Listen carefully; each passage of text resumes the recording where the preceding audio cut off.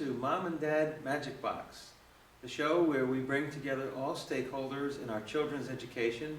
I'm Isaac Carmignani. Today we will be looking at the work of an organization that looks to educate our children in a creative and innovative way, and that's New York Junior Tennis Learning. Now, I believe everyone would agree, from parents to teachers to administrators, that children receive their education in many ways, and many of the skills that they need to succeed in the classroom, in the workplace, and in life are often best taught outside of the classroom. So we're here with New York Junior Tennis Learning, and we have Deborah Antoine, who's the president and CEO of the program, Scott Daly, who's the manager of community programs, and Jessica Bailey, who's the senior director of education here at NYJTL. So, Deborah, if you could just talk a little bit about NYJTL, what it does, its mission. Sure. NYJTL was founded almost 45 years ago by Arthur Ashe. And the mission, as he saw it then, is enduring every much so today. And that's to develop the character of young people so that they have a good life and that they succeed on the court and off the court. So it's more than tennis. Yeah. So we've been doing that for 45 years, almost 45 years in every community district in the city of New York. And we do that through community tennis, through after-school programs, through advanced training program, involving children from kindergarten through high school. And our team here, they lead the effort. Speaking of the team, we have Scott Daly. So I am the manager of our free community tennis programs throughout the city of New York. This past year, we've operated in over 80 different locations. We service kids from the ages of 5 to 18 years of age. They could be beginners or they could be tournament-style players. Tennis is what we hope will get their attention, where they'll come to us. They will begin to trust us, and once we develop that trust and they come back, now we can work on the developing of the character that Deborah was talking to you about commitment and responsibility and teamwork and so many other life skills that they are going to need. But we use tennis as the primary step. the hook, like you like to say. The hook, as I like to say. We get them to come in. Okay, this would get them in the door. Jessica? So I work mainly with our school-based programs, which are funded through Department of Youth and Community Development funds, as well as 21st Century funds, so city and state funding. And we partner, NYJTL will partner with a school principal and the school community to offer comprehensive after-school programs every day from school dismissal until 6 o'clock. And this is when the tennis and education part comes in. Each student receives free tennis lessons throughout the week, participating in our community tennis tournaments on weekends. But they also are receiving academic enrichment, character education, and other fun activities that are really building their success and student achievement both on and off the court. So you run a comprehensive after-school program that goes even into homework help and so forth. Absolutely. So the 3 or 4 hours that these kids are with you, they get tennis plus. And you're using the school court, I take it? Yeah, if there is one, there, Would you have to go into a gym and improvise? Put a net across the middle? We provide tennis in any way that you can, and we are absolutely have experience with going into schools, partnering with them, and installing tennis courts as well. So making sure that tennis is a real part of the school community is very important for us. So it can look like tennis clinics in a gym. It can look like us walking to a local community tennis site or having access to beautiful facilities like this. Interesting. Yeah. Right. So the reach of this then, about how many young people would you say you're reaching in the 5 boroughs in Westchester County? How many students are enrolled? The overall reach is a number that's around 75,000 kids. Amazing. Now, let me just break down that number for you. So at the base of that number, we have a train-the-trainer model where we teach PE teachers in public schools to teach tennis to the kids during the school day. And that accounts for about 60,000 kids throughout New York City. And then in our direct service model, which is what we've been talking more about today, Jessica sees nearly 4,000 children every school day from 3 to 6 p.m., and most of them all summer long. And so when you think about it, the contact hours per child amount to about 700 hours of enrichment per child. It's really enough time, more than enough time to make a significant difference. And then you have our community tennis programs, which is another thousands of kids participating all over the city. What's the grade span, Jessica, on these programs? Are these middle school or elementary or? That's a great question. We serve students from kindergarten through 12th grade, and that's across the board, similarly in community tennis, ages 5 through 18. You're just bridging on something that Deborah just mentioned to you, how the kids develop. It's what we hope to develop with these kids through tennis is not only the educational component, but with tennis, those who want to stay with us, they will start either in our community program or with Jessica, and then we have a pathway and a chart where we develop these kids. And today we have a tournament coming here, and a lot of the kids from the ACES program, that's our after-school program, are going to join the community tennis kids in a competition here, the young ones. Now we hope to move them from the school setting to the community tennis setting.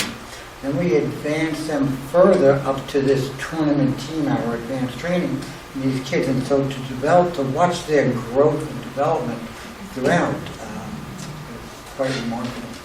So they're learning teamwork, they're learning, what else? What do we, but this is much more than just the game.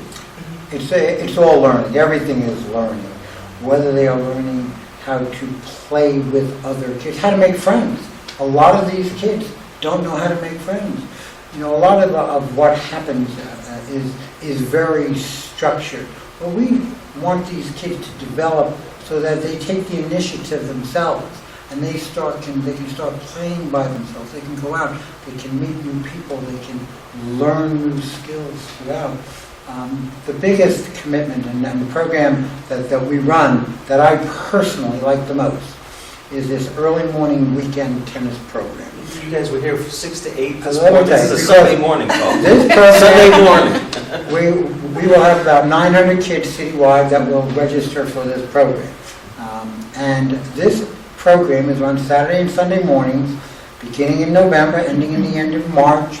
And the kids play from 6 o'clock in the morning till 8 o'clock in the morning. Now let's go backwards on that timeline. To get here and be ready by 6 o'clock, their parents are involved. This is great. This is what we hope for. We get the parental involvement. But if the kid doesn't want to come, they're not going to come. So the kid really has got to want this program. And they get up and they make the effort. And this is why, to me, this is the one that I really enjoy. And it's a struggle getting up, even, and organizing and everybody all in line and getting them in shape. But it's the one that, works really well with these kids. Yeah, the opportunity in programs like from 6 to 8 a.m., the students are learning responsibility and they're learning fortitude and they're learning all of these character virtues that we're so committed to and focused on with NYJTL. We are thinking about social emotional learning all the time, sportsmanship versus gamesmanship, what that looks like, being kind to one another and supporting one another, as well as healthy living, thinking about taking care of yourself, taking care of each other, learning about nutrition, and working together. Now, I looked that way as I was looking at the formal piece of this. You have the tennis, but then afterwards you do. Tell us a little bit about that. This is something that this is a pilot program for us this year. Throughout all our community tennis, if I can just backtrack for a moment, when we get these kids in the summer to come to us, school is out, but in all of our locations, we run a summer reading program for the kids. We are partnered with Scholastic, and we get books that we distribute to the kids. And every week, every one of the kids that participates, usually those that are still in elementary and middle school, by the time they get to high school, sometimes they're not as interested in coming to the reading club. But that's okay, because we're still reaching the vast majority of our kids. So all summer long, these kids are taking an educational component through our tennis programs. This year, what you just made reference to, Isaac, is our enrichment program for 4th and 5th graders. And we implemented it 4 weeks ago, 24 kids. Now, these are kids, remember, these are the 6 o'clock tennis kids who come. So they're up at 5, they're playing tennis from 6 to 8, and at 8 o'clock they go in for an hour and a half of educational, the educational component.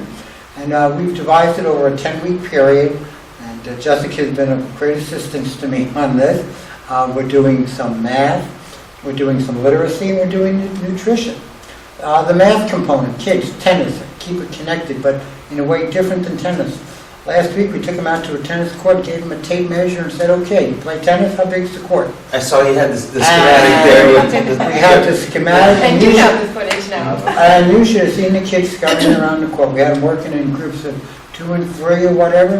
Now, the fun part was they were measuring in inches, and we told them we wanted it in feet. So they just had to keep on developing. Conversions. So now they learn, not only subliminally they're getting the math, they learn about tennis courts, which is what their interest is, what got them here in the first instance. And now we're building on that through tennis. And you mentioned the summer program. So what happens in the summer program? Summer program, we go into 40 different locations throughout the city. And we have programs that run from either 9 to 12 or 1 to 4 or some 9 to 4. And some at least 3 hours, some are 5, some are 6 hours a day.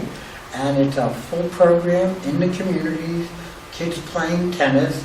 And at some point, each of these 40 sites, the directors that I have, I'm fortunate that they've been with us for a while, they understand that it's more than tennis. That they will then cut out an hour or 2 each week, depending on how their schedule allows them, and they will do a reading program with these kids. And we usually break it up into 2 different segments, depending on the age groups. And it works with parents are behind us 100%. 1 year, we had a difficulty at some of the sites getting books to them, so we implemented a book exchange. Well, the parents emptied out their houses. They loved it. And the kids came and they took the books, and it was just, it's a nice community event that we run. And the kids, parents love it, the kids love it. It's a win-win situation all around.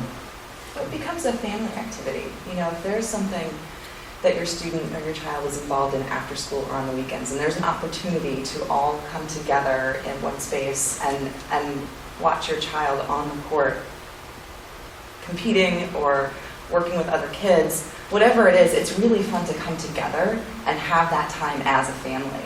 And how lucky are we that we have the opportunity to do that. At the community tennis sites, just a note about the coaches and the families. The coaches are mentors. There are coaching staff. The NYJTL coaching staff is so phenomenal, and they're so willing to go beyond the court and bring in other types of learning, again, like the social emotional development and the character education, and really infuse that into the tennis learning. Tennis is so uniquely positioned, I think, unlike any other sport, because the students are on the court facing an opponent who may as well be their team member if they're in doubles play later on that afternoon. They're calling the lines on their own. They're being honest. They're being trustworthy, and they're responsible for themselves. And then you look just off to the side, off the courts, and all the families are lined up against the fences or in the gyms, and they're cheering them on. And it's exciting and fantastic to see. Now, when I took my tennis lessons, I was impressed by just how long these courts are. And I said, these little children, how do they do that? I mean, Well, that's the most smaller courts. incredible innovations of the USTA in recent years, and that's using child-sized tennis equipment in courts. And so, yes, we put younger ones on smaller courts with smaller rackets, with low compression balls, so that they begin to learn to rally the ball very quickly. I mean, tennis is a sport. It's not a lot of fun if you can't make the ball go back and forth. Right, that's what you see these players go, And Scott can get any kid, any parent, rallying the ball in the first 20 minutes. And that's a phenomenal experience for the parents to go out there and just have so much fun with the kids. And so being child-sized is really very important. As we're approaching right now, the holiday season with Christmas and Hanukkah, we're going to be closed. Well, the last weekend, what we do here is we'll throw a little party for the kids after it, but during the day, rather than having our formal lessons, we will have parents go out there and play with their kids and have the kids compete with their parents. You mentioned the family piece. And to see this element that you don't see on a normal basis, but on all the courts that are going on, you're going to see little kids playing with their parents, older kids playing with them, and the range is just terrific. Do you have reach into communities where tennis is not typically played? Oh, Almost all of them. Yeah. let's put it to you this way. We bring our community tennis program into an area, and years ago it was developed that schools that didn't have tennis, but they had a schoolyard. So we developed a system way back before my time even began with NYJTL, where we would come into the schoolyard area, we would bore a hole, drill a hole, and then line it, and then cap it. So that during the day it was a schoolyard, kids went out and played, and then after school, we would take full-size poles and nets and put them up and string them and bring the equipment in. So do we reach it? That was where this whole thing started, to bring tennis to those communities that weren't ordinarily served by tennis. And my God, we go. I guess it gets into Arthur Ashe's mission Oh, of going into communities and absolutely. You know, we're from upper reaches of Manhattan to the lower reaches of South Jamaica and whatnot. But we're all over. Into Brooklyn, you name a neighborhood, we are there. We try to hit all of the 51 city council districts in the city of New York, and we do. Every year, we at least bring one program into each of the districts. In our after-school programs, we work with very high-need schools, with families who need access to after-school programming, and often the students have never even held a racket before. And so to give students the opportunity to walk onto a court using professional equipment, working with professional coaches, is such an opportunity. And as soon as they walk onto the court, you can see their demeanor change. And as Deborah mentioned, you get the low compression balls and they start playing back and forth and rallying back and forth. And it is a new experience, and it's access to something that's new and different, and it's important. yeah. This is a question that may seem off the wall, but how have you personally benefited from this? Oh my goodness. You all seem so happy, so I know there's been a benefit. I mean, just think about it, really.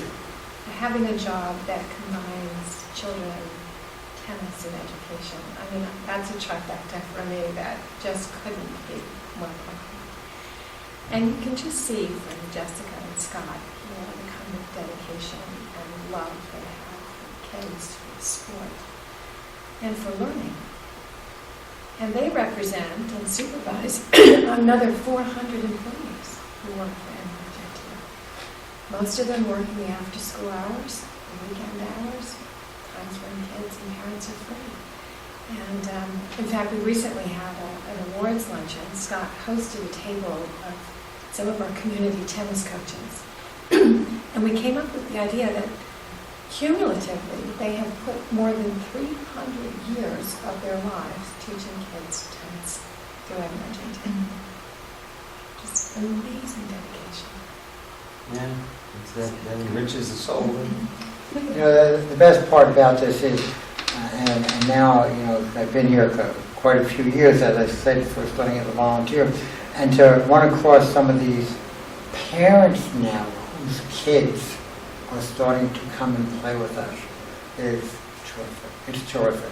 Because you've been grounded in communities that long. And it's wonderful to see. And, I get calls from kids who come back from college and now are working and whatnot. They want to know if they can come back and volunteer for the program. This is, it means that we are successful. Yes, you're passing the torch. Well, we are successful, that we're passing it on. People are getting the message that it's more than just the tennis. It's about giving back, coming back and helping those who wouldn't ordinarily have it. So it's terrific. Yeah. For me, I used to be a classroom teacher in the Department of Education. Yeah, in the South Bronx, very near where we're near Junior Tennis and Learning has a very large project going on, which we'll talk about in a little bit. But I committed my own career to after school time and out of school time because, again, I love the relationships that you could build with families. I think it was really unique. I'm so proud to work for an organization that values athletics and education. And one of my favorite feelings in the world is when we've all been together for 10 hours and we've hosted a Mayor's Cup tournament with thousands of kids and hundreds of coaches, or a fall festival where we've just had 100 pumpkins delivered from upstate and the kids get a pumpkin patch and they get to go play tennis clinics and then they have face painting. When we host these huge events where they all come together from all over the city, and at the end of the day, they're all safely back at their schools and we look at each other, that feeling is sort of what keeps driving me. I'm so proud of everyone's work and so lucky to be a part of it. And we're in the business of creating memories too. I really do believe that students will remember coming to NTC at 6 a.m. and getting on the court. I do believe that they'll remember going to after school on a Wednesday and working with their tennis coach, taking a field trip to a collegiate tournament to go see other students play. I think that they will remember that. You bring in the college in as well. Yeah, it's important for them to see the pathways and to see the opportunities that could be in their future. Yeah. And just to continue with that education theme, and it continues, and a lot of our focus is to the younger kids, but we keep with them through high school.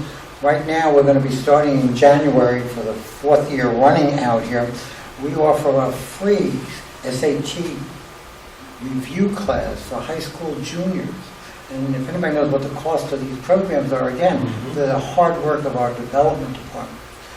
With Deborah's efforts and the constant contact, we're able to get these and bring it out here. So in January, we'll start with another 25 kids coming in 4 hours a day for 10 straight weeks, following the 6 a.m. tennis. These are high school kids that have come.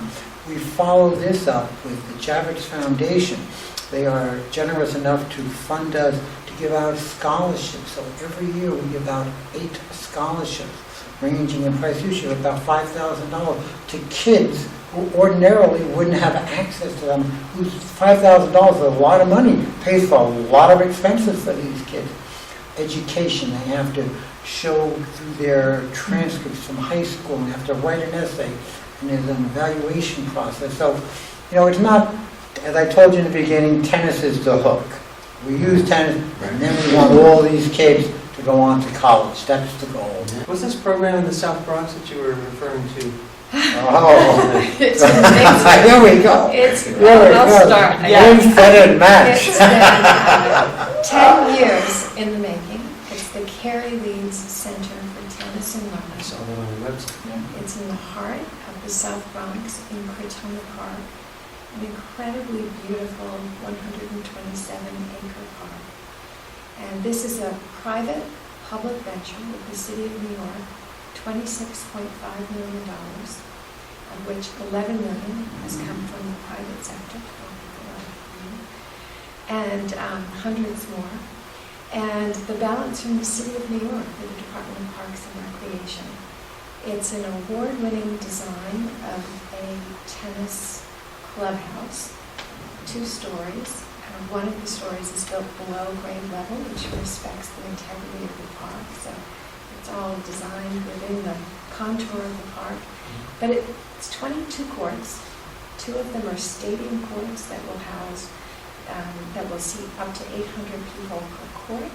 And both of our tennis and our after-school programs, this will be the convening place when we want to bring hundreds, thousands of children together. This is where it will happen. Right. Citywide.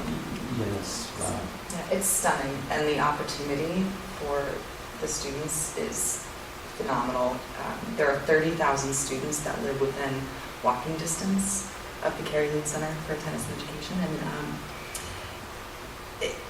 we have so many school partners who are deeply, deeply involved and invested in our work and supporting our mission. And so I just envisioned the kids coming in and being in the technology lab and being in the classrooms and then moving out into the court, and the energy that will exist in just a few short months. Just to give everybody a point of reference where this is for anybody who might be watching, it's right off of the Cross Bronx Expressway on the 3rd Avenue, right off of 3rd Avenue in the Cross Bronx. I mean, that's exactly where it is, so you know where we're talking about, the neighborhood that we're going to be serving up there. So it's necessary. It's great. It's necessary, and this is so beautiful. And 10 of the courts are bubbled, will be bubbled for year-round use. So all winter long, you can be sure Scott will have those courts filled. So you can bring in Beginning at 6 a.m. Oh, yeah. activity for young people who need it after school. Yeah, this is often the issue, is what do they do? Well, I know right off the bat that at least 2 to 3 hours a day, every weekday, once we get open, I'm going to be running free community tennis programs up there, 52 weeks a year. So it's going to be there all the time. It's phenomenal. We got Great. to come and pay you a visit, There you go. Like it. take Please the do. pictures, and see how it goes. Good. Yeah. Well, it was nice to have you, Deborah, Thank you. and Scott, and Jessica. Your Thank you, passion Isaac. is admirable Good. and contagious. And hope to come and play tennis with you someday soon. Come and visit us. Absolutely. Yeah. Thank Good. you very much. Thanks.